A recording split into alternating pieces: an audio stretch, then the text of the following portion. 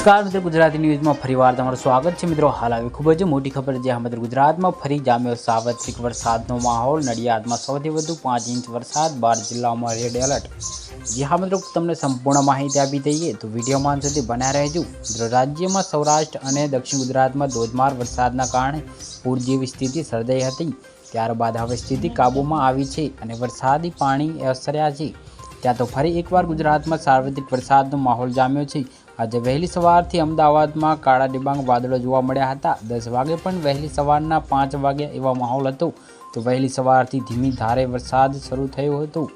જ્યાં મિત્રો જો રાજ્યની વાત કરવામાં આવે તો ગત 24 કલાકમાં રાજ્યના 116 તાલુકામાં વરસાદ ખાબક્યો છે।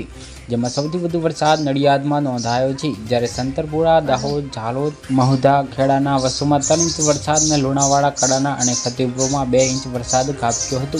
જો મિત્રો તમે અમારી ચેનલ પર ન હોય તો વિડીયોને લાઈક કરી, શેર કરીને ચેનલને સબસ્ક્રાઈબ કરી દેજો। ધન્યવાદ।